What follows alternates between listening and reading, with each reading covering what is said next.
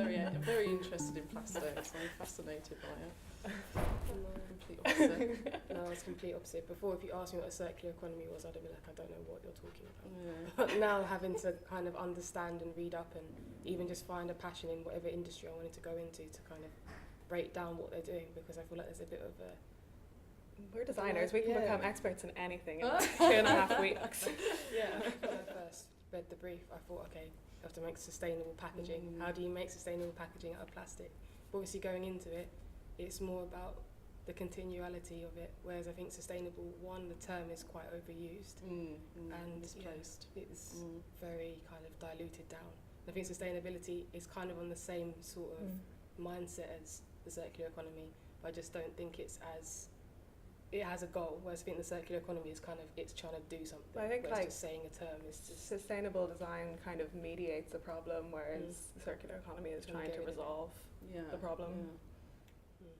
Okay, so on my project, I went out, took a lot of photographs of sort of first-hand evidence of the litter that was around the streets, and just found countless amounts of these sort of small plastic remnants of packaging in the canals or the roadside. I've got images of them crushed on the footpaths. It's just being discarded, literally left on the side in the train stations. People don't know where or why or how to throw away these bits of packaging, and if they do throw it away, it flies out the rubbish bin because the bins are overflowing, and you know, it's everywhere, and it literally is blowing in the wind, literally.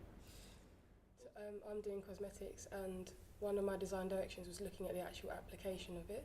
So, for example, I took apart a soap pump, and there were 9 different pieces in that one pump, and there was like 3 different types of plastic plus a metal spring, which obviously contaminates. So I thought, well, that's not good, as that's one of the most used applications. So that was one of the directions I've kind of gone into and we're mixing into my project. So yeah.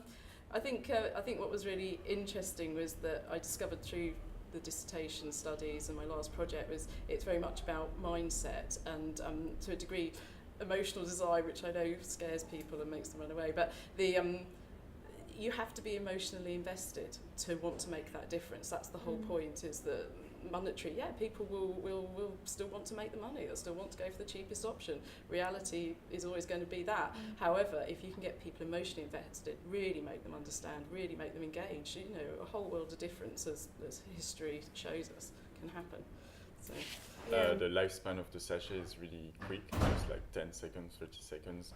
And like just the amount and looking at how long you have to take to make the plastics and then process it.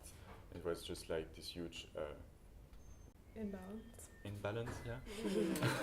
Yeah, and speaking about emotions, like that's how I really got myself into the project, because I found myself in a place where, so I took all of the packaging that was in my house, put it on the floor, and I was like, okay, so this is what I contribute to this problem.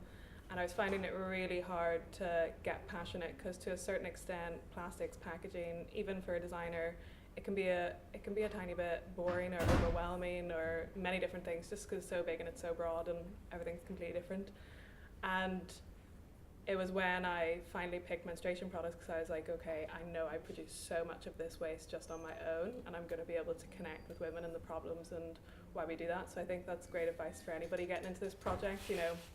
If it is bottle caps, if it is sachets, like, why do you care? Where's the entry point? Is it because you really care about the ocean and you're a surfer or a swimmer, or if it's something you see in your local park and your kids play with it? Like, I think you need to have the passion for it to be able to really get into this project, or you can maybe become a little bit lost.